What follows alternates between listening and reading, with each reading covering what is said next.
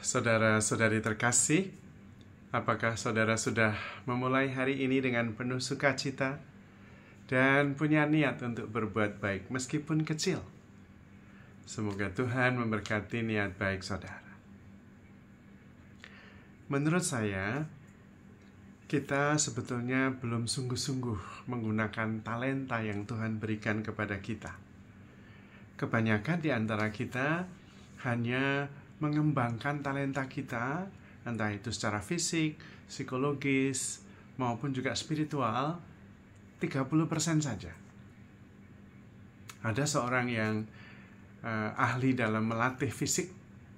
Dia mengatakan bahwa seandainya kita tahu dan mau melatih fisik kita, sebetulnya sampai pada umur 70-80, fisik kita itu masih kuat sekali. Bisa seperti usia fisik umur 25-an. Meskipun umur kita itu 70 atau 80. Dan itu banyak yang membuktikan hal itu. Sementara banyak di antara kita tidak mengembangkan talenta itu.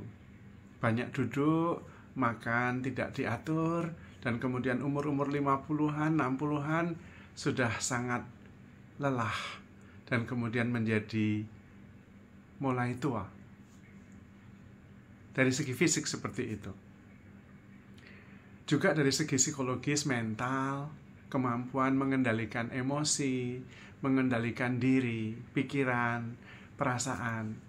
Banyak di antara kita yang berhenti pada usia kanak-kanak. Sehingga meskipun usianya sudah cukup banyak, namun kemampuan mengendalikan emosi masih seperti anak-anak. Dan karena itu seringkali muncul berbagai macam masalah. Tersinggung, sakit hati, putus asa, dan patah arang, dan macam-macam. Dan dalam hubungan dengan masyarakat menjadi kurang baik. Karena itu tidak melatih diri, investasi dengan tekun dan setia, baik secara energi, pikiran, maupun juga emosi dan waktu, sehingga kita tidak sungguh-sungguh mengembangkan potensi yang ada pada kita. Padahal, kalau kita tekun, setia, terus-menerus, dalam waktu yang cukup panjang, kita pasti mengalami kemajuan dan bahkan mungkin bisa menjadi ahli di bidangnya. Seorang yang terus-menerus tekun membuat kue dan bertahun-tahun tekun setia dan terus mengembangkan diri, dia bisa menjadi ahli membuat kue yang terkenal. Sangat mungkin. Seperti juga seorang yang ahli melatih fisik kita. Kalau terus-menerus, bertahun-tahun, akhirnya fisik kita bisa begitu kuat. Demikian halnya dengan hal rohani. Saya sendiri menemukan beberapa tokoh-tokoh rohani melatih diri sedemikian rupa. Santo Hieronymus misalnya salah satu contoh yang cukup baik.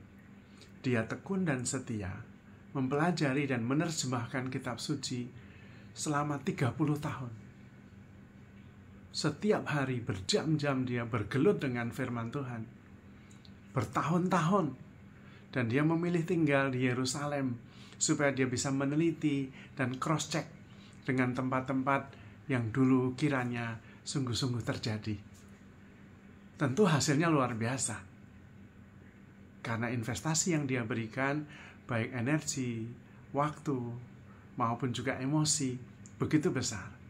Tidak heran kalau kemudian hasilnya berlimpah. Dia juga seringkali dalam waktu yang cukup lama, 30-40 hari, sungguh-sungguh bertapa, meditasi. Tanpa henti, hanya diselingi dengan makan, itu pun makan dengan mindfulness. Juga istirahat yang cukup. Kalau dia kemudian secara spiritual begitu tangguh, pemikirannya mendalam, refleksinya sungguh-sungguh kuat, imannya sungguh-sungguh kokoh, cintanya kepada Tuhan mendalam luar biasa, terutama cinta kepada kitab suci, sampai bisa menerjemahkan kitab suci begitu hebat, kita tidak heran. Karena investasi yang dia bangun sungguh-sungguh memadai. dan memungkinkan untuk menghasilkan buah-buah investasi yang cukup. Bertahun-tahun, setiap hari, penuh dengan ketekunan dan cinta, hasilnya tentu tidak mengkhianati dari usaha yang dia kerjakan. Persoalannya, bagi kita seringkali tidak seimbang antara harapan dan apa yang kita investasikan. Banyak di antara kita yang ingin tumbuh dan maju dalam hidup rohani, tapi tidak berinvestasi cukup, baik dalam hal waktu, energi maupun emosi. Ketika kita meminta untuk bermeditasi 1 jam saja, wah 1 jam, sulit sekali. Atau kita minta untuk sungguh-sungguh berefleksi membaca firman, ya cukup 1 ayat, 2 ayat, 1 perikop. Lalu mengharapkan hasil yang luar biasa. Tentu tidak berhasil dengan baik. Bahkan banyak di antara kita sampai usia lanjut tetap tidak mampu mengendalikan emosi, tetap tidak mampu hidup berdasarkan iman, dan tidak terampil untuk berbahagia. Karena menurut saya berbahagia, hidup dalam iman, membutuhkan investasi energi, emosi, dan waktu yang seharusnya cukup. Tetapi banyak di antara kita kemudian tidak menjadi terampil, baik dalam berbahagia, dalam iman, maupun hidup rohani. Dan kemudian ketika merasa bahwa hidupnya tidak bahagia, tidak penuh sukacita, tidak penuh pengharapan, kemudian mulai memprotes, menyalahkan kiri kanan. Padahal investasi yang memang ditanam tidak sesuai. Seperti mengharapkan mempunyai bunga deposito yang besar setiap bulan, tapi tidak punya deposito sama sekali. Itu mirip dengan ibu-ibu yang cita-citanya kurus, tapi hobinya kuliner. Saya kira tidak akan berhasil.